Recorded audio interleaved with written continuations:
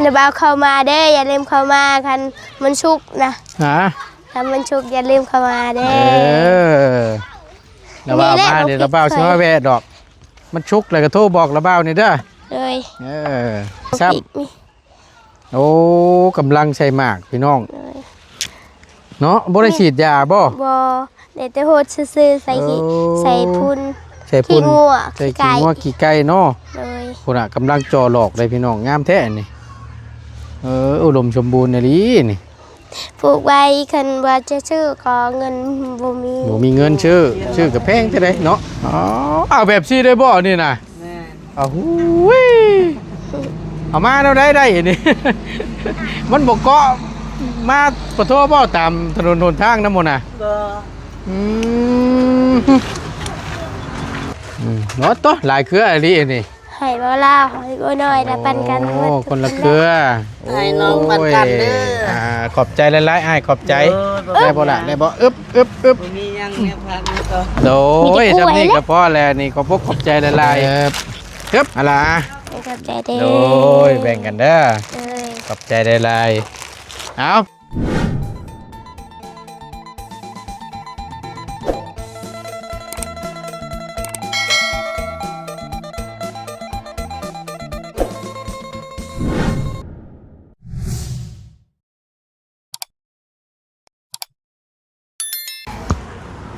สบายดีสาวนักเรียนนี่บริเฮียนอาจารย์ว่าพักปีใหม่แล้วบ่เอาล่ะนี่ไม่นะครับพี่น้องเนาะก็มาพบมาเจอกับบ่ตูนเนาะในคลิปนี้ก็พอดีแวะมาหาทางน้องปูนาเพิ่นก่อนบ่ได้พ้อกันดนนะเฮาเนาะเลยมามื้อนั้นรถพ่อแต่ทั้งช่างกับพ่อกับแม่เจ้าเนาะมื้อนั้นไปเฮียนมื้อนั้นเนาะพี่น้องเพิ่นก็ยังว่ากินฮอดคิดถึงอยู่เด้ก็วันนี้เอาสบายดีป้าลุงก่อนเด้อป้าลุงโอ้ยเอาพี่น้องเอ้ยกราบสบายดีและสวัสดีครั้งหนึ่งเด้อพี่น้องหัวอยู่ในและก็ต่างประเทศเนาะก็ยินดีต้อนรับเข้าสู่ช่องประธานป้องชาแนลคือเก่าคือเดิมเด้อพี่น้องเด้อค่อยคำลงแรงมื้อนี้เนาะบ่ได้ไปทั้งไรบ่ล่ะมื้อนี้บ่แต่พอเฮ็ดบ่นั่งเฮ็ดหยังน่ะเฮ็ดบ่นั่งเฮ็ดเตียงเลยเตียงบ่นั่งทางคุณครูเจ้าเพิ่นให้พักเรียนบ่หยุดสงกรานต์ปีใหม่นี่เนาะเลยจักมื้อแล้วล่ะถ้าก็มื้อนี้เพิ่นพักเริ่มแต่มื้อนี้เป็นต้นไปเลยเปิดเรียนอีกเป็นวันที่ยังบัดนี่จักวันที่ยังก็โดนดูจะลายมืออยู่อาจารย์ว่าลายมืออยู่เนาะเลยเพิ่นได้บอกว่าวันที่16หรือ17พอดีเพิ่นว่าคันพอดีแล้วก็แล้วปีใหม่นี้เพิ่นว่าเช็งเลยถ้าว่าเสียงพันได้คะแนนเต็มนี่ปีหน้ามันขึ้นปชองแน่นี่เนาะกะว่าสิได้อยู่บ่จักแล้วต้องมีความมั่นใจแม่ก็เขียนเป็นอยู่ถ้าเขียนน่ะได้อยู่เลยเป็นอยู่บ่เลยอ่านดิยังบ่ได้เป็นยังบ่เป็นซ้ำเลยแล้วกันบาดนี่สิบ่คือเสี่ยวเจ้าสมบ่น้องชัยก็เห็นอยู่บ่เห็นอยู่เขียนได้แต่อ่านบ่ออกทั้งนั้นก็ได้อ่านได้อยู่น้อยนึงว่าซั่นเนาะเลยก็อ่านอยู่น้อยนึงคือกันบ่ได้เป็นปานใดอ่านได้อยู่แต่ยังบ่เก่งปานใดเลยก็ค่อยเรียนไปนั่นเด้อเลยอ่านได้เขียนออกก็โอเคละบ่ต้องยังหลายดอกสำนั้นก็ถือว่าใส่ได้แล้วพอหมูบ่ตัวเนาะหมูบ่เคยตัวแล้วหมูบ่เคยตัวแล้วบ่แต่ยันพิษและจำแบบไรยันว่าคันไปเฮ็ดเวียกนั้นบูในเสียแล้วจักแล้วตอนนั้นได้สำคัญเนาะเลยไปเฮ็ดเวียกเฮ็ดงานอยู่ร้านอาหารนี่ก็เดี๋ยวคือว่าแล้วพี่น้องส่วนหลายเพิ่นอยากได้คนเป็นหนังสือเพราะว่าแต่อยู่ไสก็ตามแต่เนาะอยู่ลาวเฮาอยู่ไทยเฮ็ดหยังก็ตามแต่นะพี่น้องเก่าลงจักโรงงานเพิ่นอยากได้แต่คนเป็นหนังสือการทำการเรียนนี่แหละเฮาเรียนจบสูงหรือว่าอ่านได้เขียนออกครับยามเข้าไปโรงงานก็เอาบุตรไปยื่นเนาะบ บทเป็นเนี่ยเอา แบบเป็นเขียนแล้วก็เป็นอ่านสบาย แนวมันแหละเขียนนั่นเขียนได้อ่านออกนี่ก็โอเคแหละ เลย เขียนได้อ่านบ่ออกนี่ก็ยากคือกันได้อตัวนี้ เลย ขมั่งคือกันเด้อเนาะ เลยขมั่งและอ่านบ่ออก เออ ผู้คันหมูอ่านออกแล้วเขียนบ่ได้ก็ขมั่งคือกัน ยากอีกแล้วน่ะเนาะ เลย เอาปีใหม่แล้วเนาะ เลย ไปดินทางใด บ่ได้ไป บ่ได้ไปบ่ เลย อ๋อยันว่ายันไปหาดินอยู่แถวเซแถวหยังนี่ บ่เคยไปเลยแต่บุญ บ่ เลย มีแต่ดินอยู่ในเฮือนในชาตินี่แหละเนาะ เลย เอาให้ใหญ่ก่อนเด้อ เลย จังไปไปมาสัญจรกับย่านพี่น้องเนาะหนึ่งมายังนิดหน่อยแน่ไปใส่มาใส่ก็ได้เดินทางก็ให้ระมัดระวังกันแหละเนาะปีใหม่สิฮอดเลยอันตรายแท้ๆพี่น้องเลยพ่อแม่พี่น้องเพิ่น FC เพิ่นเนาะผู้เพิ่นอยู่ไกลต่างบ้านต่างเมืองว่าซั่นซะฝั่งลาวเฮาก็ดีในการกลับบ้านกลับช่องไปหาทางพ่อแม่ญาติพี่น้องเนาะกลับมาบ้านมาช่องรดน้ำดำหัวผู้เฒ่าผู้โอเพิ่นอยู่บ้านอยู่ช่องก็ขอให้เดินทางระมัดระวังขอให้เดินทางปลอดภัยล่ะพี่น้องเนาะปีใหม่มาแล้วก็ให้มีแต่แนวดีๆละเข้ามาในชีวิตเนาะในครอบในครัวเปิดทุกท่านเด้อพี่น้องเด้อเนาะเป็นกำลังแห่งใจให้ทางบาตูนก็ได้ทั้งละบ่าวสิกลับปะได้มื้อนี่ เลยให้กล้วยแหละครับว่า ฮะ ให้กล้วย ได้กล้วย เลย กล้วยบ่มาฝากละบ่าวนะ เลยบุรียังบอกว่า เห็นทางอีหล่าเพิ่นอัดข้อความเสียงมาอยู่พี่น้องสิกลับแล้วบ่ว่าซั่นก็เลยบอกว่าสิกลับแล้วว่ะช่วงแรงทางอีหล่าเพิ่นว่าตัดกล้วยมาไว้ให้ว่าซั่น แต่มักพริกอันนี้ก็เป็นมากแหละน้อย มักพริก ๆเลยช่ำนี้ เจ้าปลูกบ่ เลย เป็นแล้วบ่ เชิญเป็นแล้ว ไปฉันไปเบิ่งมึงดูหั่นล่ะโอ้ยเนาะพี่น้องเนาะโอ้ห้องน้ำทาสีแล้วเนาะเฮ้ยเนาะ เลย แต่ แต่ยังบ่แล้วติดก ยั ระ ง เบื้ บ่ อง แล้วครับบ่ใช้เปิดมึงดูใช้งานแล้ว จักและใครบ่เคยใช้งานเลย เอ้ายังบ่ได้เข้าไป เบิ่งนี้ยังบ่ได้ล้าง ยังบ่ทันได้เข้าไปถ่ายบ่ใช่ จักและ เข้าถ่ายแล้วนี่เรียบร้อยแล้ว นี่ยังเป็นกระเบื้องอันนี้ กระเบื้องอ๋ออันติดข้างมันนี่บ่ เลย อันนี้เป็นจักช่างแดดเพิ่นว่านะยังเหลือน้อยนึงว่าซั่น เลยแต่พอเสียงซื้อมาให้แล้วเพิ่นว่าค่าเวียก อืมโอ้ใช้สีขาวเลยบ่หรือว่ายังมีสีตัดอีก ว่าสีขาวเลย อ๋อคักเนาะอันนี้เป็นห้องไทย อันนี้ห้องอา ตัว บ นี้ห้องอาบตัวนี้เป็นสไตล์แบบนี้พี่น้องเนาะงามอยู่เฮ็ดไปสิกัน ว่ายังว่าประตูนี่ทาสีแล้วบ่คือบันไดค่อยว่าคือกับสังกะสี ตัวเทิงเนาะ เลย สีตับหมูมันก็เข้ากันนั่นแหละ นี่ห้องอาบ อันนี้ห้องอาบตัวนี้เนาะ นี่ อืม ใหญ่ขนาด ห้องอาบสีกว้างแน่นอน คิดว่าบ่พอดีแล้วอันนี้ กระถางกันบ่ เลย แต่ แต่เอาเข้าเบิ่งพอดีอยู่ ลมอยู่ เลย ได้อยู่ดอกเนาะคักปัญญังบาทนี่ได้การ เต็มเลยน้ำ เต็มบ่อนี่นะ เลยนี่ก็มึดอาบแล้วตักอีก มีแต่ไปตักหาบมาไว้ใส่นี่แหละ เลย ป๊าดโธ่เย็นแล้วนี่น้อยเนาะ เลย ดีแล้วบานนี่มีห้องน้ำห้องในก็สะดวกสบายในยามเจ็บท้องเจ็บหยังเงี้ยกันค่ำกลางคืนเข้าห้องน้ำห้องในเนาะคักเรียบร้อยแล้ว ส่วนหมักนัดก็ลายปีนี้ บ่ แม่น โอ้ผลไม้รากไม้ลายปีนี่เนาะ เลย คักแล้วสันเอากะขยันปลูกก็ได้กินพี่น้องเนาะนี่ก็จะเป็นห้องน้ำเพื่อนน้องปูหน้า อันนี้เป็ด15ตัว เป็ดโอ้ยคือหลายท่านละ 15ตัว ชิมาโตพูน่ะ แม่ตัวเดียว แม่ เนาซองฟองไข่ อืม นั่นผักคะนะ โน่เฮ้ยคักกะดีแกงที่กับหน่อไม้นะปลากะนั่นนะนี่โตมงามพี่น้องมึงนี่โอ้ย แก เนาะ หาม เพ่แท้ เบิ่งเอื้อนปลาข่อยนะมันน้ำเตา ไผ โคตร ล่ะ งามนั่น ๆอ๋ออันนั้นบ่ แม่น เฮือนป้าจะบ่อยู่นั่นน่ะ โดย โอ้หมักน้ำเต้าหมักผัก แบบหมู่บ้านข่อยนี่เป็นพี่น้องเม็ดเลย บ่ เลย มีแต่ญาติพี่น้องเบิดเลย เลย โอ้ดีแล้วสันอยู่ใกล้กันมันจังม่วนใช้หมักพริกเจ้าเว้าน่ะ มักแน่นแน่นเชิญมา อ๋อ พี่ เป็นหลายคืออีหลาเพิ่นเว้าอยู่ได้นี่พี่น้อง 3 แถวนี่ เออ กุกแน่น2มาก จ้องมากเลย เลย โอ้เป็นทุกต้นนะดีนี่เนาะ นี่มะเขือเขาโหดชั่วมือ อืม มะเขือแต่เก่าบุก อ้าว อันนี้ หมักนี่เอาไว้ยังหมักนี่โอ้เป็นลายอยู่ได้น้อยเนาะ นั่นนั่นใหญ่ตัวนั้น ต้นนั้นนะ เลยหัวค่ะอันนี้นะเพิกยานาง เคยจะนาง เลยอยู่ชวนมีบิ๊กลายแถยานาง บ่เอามาปลูกบ่ เลย แต่เอามาแต่ป้าผู้ว่าปลูกไว้ นี่ เนาะ ใบขี้หูดฉันนะ อืม ครบ ปลูก เลย ไว้เบิดเลยนี่น้อย เลย คักนี่นี่ มะเขื มัง อ นัดแล้วนี่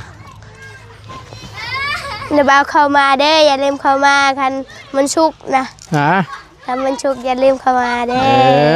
อ อระบ้าว นี่แหละ มาเดี๋ยว เรา ระบ้าว ปิดไฟ สิมาแวะดอก มันชุกเลยก็โทรบอกระบ้าวนี่เด้อ เลย เออ นี่มาพริกข่อย มันปลูกก็ได้กินหน่อยเนาะหมักลงหมักเล่นนี่ เลย มะเขือทงเขือ เบา เทศ ลีได้ซื้อมาให้ บ่ แต่ข่อยเอาในมันปุ๊ก โอ้งามนี่ นี่มาพริก มันจะลูกงามๆจังหน่อยก็ได้กินได้นี่ชุกจังหน่อยชุกนี่ก็ได้กินได้นี่น่ะ เลย หมาก นี่ ใหญ่ มา ซ้ พริกนี่ ำโอ้กำลังใส่หมากพี่น้อง เลย เนาะบ่ได้ฉีดยาบ่ บอเดี๋ยวจะโหดซื้อๆใส่ขี้ โอ้ ใส่พุน ใส่ ขี้ พุ่น งัว ใส่ ขี้ ขี้ ไก่ งัวขี้ไก่เนาะ เลย พุ่นน่ะกำลังจ่อหลอกเลยพี่น้องงามแท้นี่อุดมสมบูรณ์น่ะดินี่ ปลูกไว้คันว่าจะซื้อก็เงินบ่มี บ่มีเงินชื่อก็แพงเท่าใดเนาะ แพง เฮ็ดกองแอมเย็บอยู่น้อยเดียวนะ10,000พี่น้อง 15ก็ได้ อืม นั่นส่วนอีจันทร์งามๆนี่ บ่ แม่ พุ่นแล้วก็ปลูกคือกัน ปลูก โอ้มีหมักเตงน้ำเหมือนนี่เนาะ เลย โอ้เจ้าบุ จักแล้ว หืม เบิดแหละ ใหญ่ๆหมดแล้ว ไอ้พวกแล้วละบ้าวมาบ่ทันช่ำบาทนี่ มาบ่ทัน อืม มันจะเบาน้อยและกินวันนี้ ฮะ จะเบาน้อยและกินวันนี้ บ่าวน้อยกินเมื่อวานนี่ เลย เบิดจ้อยบาทนี่แล้วก็โอ้ย โอ้ยปลูกเอาไว้ครบ สุดยอดเนาะ เลย ดี เพราะว่า ดี การปลูกเอาไว้ครบแล้วว่าบ่ได้คอของเขา มันจังบ่ได้ไปหาคอเพิ่นเนาะ เลย แต่ว่าเฮาสิไปขอนำเพิ่นรู้ได้ก็จังอายเพิ่นเนาะ เลย เพราะว่าเฮาก็มีเหือมีแฮงอยู่ เลย ครบ32อยู่ก็เฮาก็มีที่มีทางกระปุก เลยอันนี้เราก็ปลูกเอาไว้แล้วคันจะกินกันสบาย แม่นถูกต้อง นี่ปะ ถูกต้อง ผักเสริม อืม อยู่เฮือนนั่นก็ลายผักเสริมนี่ บ่ เลย ต้นพริกนี่หลายอันนี่ถ้าว่ามันขึ้นจังซี่นั่นก็บ่อยากให้มันเหี่ยวคือตัวนั้นน่ะเจ้าเล็ดยอดมันนี่เล็ดปัดออกเลยมันสิแตกอยู่แถวนี้ แม่เด็ดแล้ว อืม แต่มันน้อย อืม ๆนี่ตัวนี้ก็งาม นี่คือจังซี่น่ะผักกะหรี่ผักขมน้ำก็มี นี่เหมือน โอ้ ครบปกติก็มีแต่แม่เอาไว้แล่ไหนมัน ครบรสไปเลยนี่เนาะ เลย ทั้งนี้เป็นผักบัวใหญ่บ่ เลย คักนี่มีหยังต้นหยังน่ะ จักเละตัวอย่าง นะ ต้นทุเรียนบ่เฮ้ย บ่ ยันว่าโอ้ประกาศนี่เนาะ บ่แม่นผั ฮะ กกา เอา ด ผักสลัดบ่ ผักสลัด เอ นี่ อ บ่หอมหักกระแตะ โอ้ยผู้หมักทั่วก็มี เลยมันชัวโฮดชูมือ หมักทั่วนี่นะ ปิดกินรอด ฮะ ปิดกิน บ่ได้ใส่ปุ๋ยบ่ บ่ ธรรมชาติเนาะ นี่มะเขือกุกหลาย นี่พี่น้องไอ้ต้มเนียนแก่ได้หมักนี่เนาะ เลยนี่แบบจี มีผักชีผักบัวหัวหอม ครบเลย ยามกินดาบกินหั่นกินนี่เนาะ เลย ได้การหมักทั่วนี่ครับมึงเนี่ยพี่น้องเอ้ยงามแท้ๆเนาะ พอได้กินได้ย่ำอยู่ได้นี่นี่ อ๋อนี่บ่ คัก นี่ พูดน่ะกำลังตามแซ่บด้วยชำนี่ ไง บ่ใช่ยาแล้ววะ บ่เด้อ เนาะ น้องคอยปิดกินคูณมือ ใครอยู่ฉันเบิ้งแล้วว่าเอาซี่มังกรฉันเด้อ เลย หวานอยู่บ่โอ้หมักกันแก้วมังกรก็ได้ต้นเพิ่น ไก่จะเป็นดอกแล้ว ปิดแต่ปีนี้เป็นดอกและมงคล ปลูกขึ้นต้นไม้เลยเนาะ เลย ป่ามั มัน เป็น เป็นแดงหมดเท่านี้มันเป็น เวลามันเป็นหมากนะ เลย แรงเบิดเลย เลย บัดเวลามันเป็นหมากนี่บัดเวลาเฮาสิเก็บลูกมันนี่เฮาเฮ็ดอะไรเอานี่ขึ้นต้นบ่ ขึ้นต้นรถแล้วก็เอาก็ลงแบบของข่อยนะสบาย ลำบากในหนึงแน่นี่เนาะเฮ้ย เลย หวานเนาะ แต่ตุนลงนั้นต้น โอ้แซ่บอยู่พี่ ต้ น้อน งเอ้ย นี่ใหญ่ขนาด บ่ ถนนเป็น อ๋อ นี่มันพริกกุกใหญ่เล อื ย มเนาะมึงเนี่ยเป็นทุกต้นดีๆมึงพริกเจ้าปลูกเองบ่ ปลูกเอง ปลูกเองกับมือ เลย อ๋อ แบบแม่ปลูกซอยแน่ แม่ปลูกน้ เลย ำเจ้าปลูกน้ เลย ำโอ้เป็นคักกะดีนี่รกมันย่างอยู่หมักพริกกำลังใส่หลอก นี่แหละต้นนี้จากใครเขาพูดกันจาก แม่นยังต้นยังอันนี้น่ะ ต้นมันเป็นแดงๆสำนี้ ต้นแดง โดย ๆหมากอย่างนี้บาดนี้เนาะ มันเป็นแดงหมอกไฟบ่ ต้นหมากไฟบ่ต้นหมากไฟหรือต้นหมากแงว บ่แม่นต้นว่าแง่ ไผเป็นคนปลูกต้นนี่ แม่ แม่เจ้า เลยนั่นพอมาแล้วแกไม่จ่าย ใช้อ๋อเรามาใช้ไปเบิ่งดูฮะโอ้โอ้รถจักรนี่แน่นอนรถจักรนี่เนาะ เลยโดนแดวใส่งานแต่ข่อยยังน้อย โอ้เอาปิดละปิด นั่นชวนน้องดอกแก้ว ปิดอ ชวนน้องดอกแก้วงามค่ะ บ่ล่ะน้องเราแก้วปลูกอยู่พุ่นบ่ แล้วแม่ปลูกแล้วเป็นฮด ครับเบิ่งชูเบิ่งก่อนอึ๊บปาดโต ปลูกหมดแถวแขนนี่ คักแน่ลินี่เนาะ เลย ต้องอยู่เฮือนเนาะ นี่มันว่า อ้าว ลงแต่นี่ละกาคันมันเป็นมากเลยเก็บเลย มันพริกนี่นะ ไปเฮือนโด โอ้ ย คัก เทียมาพริกมากเลน ยังบ่ทันได้ฮดบ่ตัวนี้นั่นล่ะ ยังไม่ได้ทันฮดจังเลยนะฮด อืมมีแต่ระวังแว่แหละเนาะโอ้ มีแด่แล้ว คักเดี๋ยวนี้มาแต่ทั้งใดไอ้ ตัดไม้ยันเฮ็ดบอลอยู่เตียนเนาะเตียนอยู่ อ๋อเอาแบบซี่ได้บ่นี่น่ะ แม่ เอาหูยเอามาเราได้นี่ มันบอกเกาะมาปะโทบ่ตามถนนหนทางน้ำมนต์น่ะ ก็ อืมอืมไม่อันนี้ไม่ยังอันนี้น่ะ ไม่จักไม่ยังติดอก เอามาตะลงพุ่นน่ะมาโตเตรียมไว้สิเฮ็ดโต๊ะนั่งบ่ โดน เออโอ้คักอยู่นี่เราเฮ็ดนี่ขับไหลเนาะมันบ่ยากบ่โทษบ่ไอ้ นี่ อ่ะ นี่ ไม่อยากเด้อ บ่ยากบ่ เคยถืออยู่ มันดึงเด้อเนาะ แต่เก้าเช่าก็ถือแนวนี้แหละ เสานะ เจ้าเรือน เอาหูย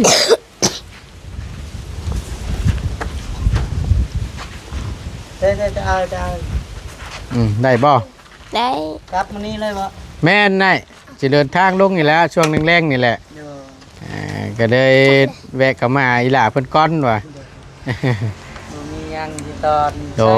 ยบ่เป็นหยังหรอก เอาเมื่อกล้วยและ ถ้าง่ายเราก็มีน้ำจิตน้ำใจต่อทีมงานพี่น้องเอ้ยขากลับกับหาแนว เพื่อ ฝาก ยกในยก แนวต้อนเนาะของฝากของต้อนเอาเบิ่งเด้อล่ะเด้อมันทับเด้อ ต้มแน่มาต้มแน่กลาง เอา ปดเร็วกัน เอาปลดยางมันออกก่อนได้บ่ไปแต่เช้าพุ่นบ่ไอ้นี่ โดน เอาลงทีละลำเด้อ ก้มหน้ามันมีก้มหน้า เออ เดี๋ยวได้ก้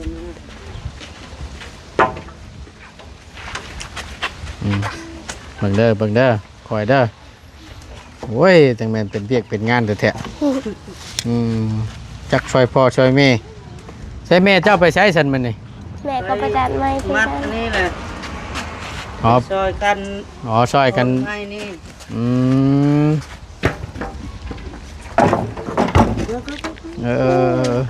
เบิ่งเด้อคอยเด้อเอิบขยันเท่าไรเราถึงจะได้พี่น้องยอมรับเลยเกิดน้อยนะเจ้านี่เก่งเลย เรียบร้อยโอ้ในวิธีการเอาไม้ลงนี่เนาะ เคย จักแน่ดิมอเตอร์ไซค์นี่ก็ได้เน่ แต่ บาง ข่อย ชี้ ยังน้อย อันนี้ได้ เลย เน่บางชี้ก็ว่าแต่เพิ่นสิลากบ่ได้แก้บ่ได้นี่สุดยอดเนาะโอ้ย แต่นี่มันเก่าแล้ว ยอมรับเลยว่าทนพี่น้อง ข้างเก่าทนแห้ง เนาะ เลย สุดยอดได้การแนวนี้ มันบ่มีเปียก โอ้สิเฮ็ดอยู่หม่องนี่บ่เฮ็ดตังนั่ง มาไกล ตารางเฮือนว่าซั่นซะเนาะอยู่หม่องนี่เลยพี่น้องอ่ะดีแล้วบรรยากาศเย็นๆนั่งพักผ่อนอยู่ในตารางเฮือนนี่ ทำไมเอามาเจาะจังหวัดเดียวเอาไปเรียบเดียว โอ้ทางกีฬาเพิ่นก็ได้เอากล้วยมาฝากมาต้อนว่าซั่นโอ้ย บ่งามเลยกล้วย ฮะ บ่งามเลย บ่เป็นหยังล่ะบ่เป็นหยังได้บ่ ได้ เอ อุ้ย อืม อืม เรียบร้อยเนาะ เลย เอาในเมื่อเจ้ามีของฝากของต้อนทั้งระเบ้ากันสิ เอาก่อน ฮะ กล้วยให้เบาลาวแล้วกับเบาน้อย เบาลาวกับเบาน้อย เลย ปันกันแล้ว เจ้า มีลาย กล้วยจะปลูกเองบ่ไอ้ ดูปลูกเองแต่ว่าแต่เก่าอันเวียดเศร้านะ อ๋อ เวียดเศร้าแล้วก็เลยซื้อไม้เฮือนนี้ อ่า แต่บัดนี้หมดกำหนดเวียดเศร้าแล้วมันก็บ่งามอีก ก็เลยปลูกเองบาดนี้พอได้กินเนาะ นี่แหละตัวเต็มอยู่เฮือน โอ้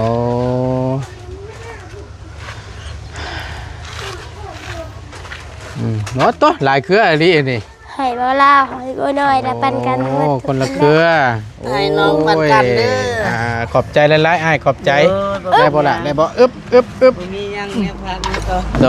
ยจำนี่ก็พอแล้วนี่ขอบใจหลายๆอึ๊บ เปิดกันได้บ่ อึ๊บโดยเฮากินมาแล้วขอบใจอ้ายโอเคพี่น้องเนาะเดี๋ยวหาเอาขนมให้อีหล่าเพิ่นก่อนอึ๊บเป็นขนมให้ก่อนเด้อจักหน่อยเด้อพอได้กินได้ย่ำอะไร ให้ขอบใจเด้ โดยแบ่งกันเด้อ เลย ขอบใจได้หลายเอาปีใหม่ละบาดนี้พุ่นละหลังสงกรานต์พุ่นละจังสิได้พบเจอกันเด้อ เลย กลับก่อนบาดนี้อยู่ดีมีแห้งปีใหม่เฮาเนาะ ฝากบอกน้องว่าเฮ็ดอันนั้นห้องน้ำน้องชายวิทย์สงกรานต์พุ่นแหละเหรอ อ๋อโดย ให้บอกน้ำแน่ เจ้า ตอนนี้ก็แม่เล่าก็บ่ได้สบาย เราไปกวดวันนี้เป็นนิว นิ้วมักลัง นิ้วไข่ดัง โด เฮาเลยลมน้ำแล้วไอ้เมื่อเช้านี่ก็เราว่าเล่นนัดกันแล้วแหละหลังสงกรานต์ว่าซั่นวันที่18จังค่อยมาเริ่มงานก็บ่เป็นหยังก็ต่างพักผ่อน โด ดินปีใหม่เนาะ โด บ่ติไฟนี่ก็ได้ ยังบ่ทันแล้วเราเฮ็ดติดกะโลยังน้อยหนึง แต่ว่าสีนี่ก็สีขาวได้บ่ โด สีขาวเลย คัก สีขาวเต็มๆเลย นิดอันบ่พอเราทางเบาเสียงเพิ่นซื้อตื้อมิก วันนี้ ขาดจักแผ่นน่ะ ประมาณ8นี่แหละ โอ้มองทั้งมองอีหลาอันซี่ให้ละเบ้าเบิ่งกันบ่ เลย โอ้บ่ล้นเดี๋ยวมาติดนี่นิดหน่อยก็มันไปต่อพุ่นเลยบัดนี้เนาะ เลย เอาขอบอกขอบใจหลายๆเด้อเด้อขอบใจ ไปก่อนเด้อ โดยอยู่ดีมีแฮง ให้เดินทางปลอดภัย เจ้าขอบบอกขอบใจหลายๆอีหล่าเนาะมีน้ำจิตน้ำใจตลอดเราก็ได้มีกงมีกล้วย มีล่ะก็ว่าจะให้นะว้าวแล้ว อืม ไม่ได้เอาว่าหัวคาคันจะได้ว่าหัวคา หัวค่า เลยเขาเรียกอะไร เอาไว้นั่นแหละล่ะบ่เป็นหยังไว้รอบหน้ารอบในก่อน เลย ขอบใจหลายๆอยู่ดีมีแฮงไปทั้งระเบ้าครับก่อนเด้อบัดนี้เด้อ เอ้ย สบายดีล่ะสบายดีนั่งปีหน้านี่แม่นฮอดอันปอยังเจ้าปอ3ปอ1อ๋อฉันอยู่ปอ1อยู่บ่ฉัน มีคนหลายคนอยู่เสาคอย โอเคไอโอเคไปเอาไม้ต่ออีกแล้วเราก็ได้ไปบาทนี้เอาไปก่อนบาทนี้พี่น้องเลยต้องจะได้ขอล่ำลาและขอจบคลิปลงไว้เพียงสำนีก่อนเนาะพี่น้องเนาะก็ขอบุญขอบคุณหลายๆเด้อผมเองพี่น้อง FC บัดฉุกขู่ทุกคนที่เข้ามาเป็นกำลังให้ใจและติดตามรับชมคลิปโดยบ่ขามโฆษณาสิ่งที่สำคัญเนาะพี่น้องเนาะขอบคุณหลายๆ อยู่ดีมีแห้งพี่น้องปีใหม่นี่เนาะขอให้สุขภาพร่างกายแข็งแรงลำรวยๆเด้อสุขกายสบายใจพี่น้องสบายดีเด้อไป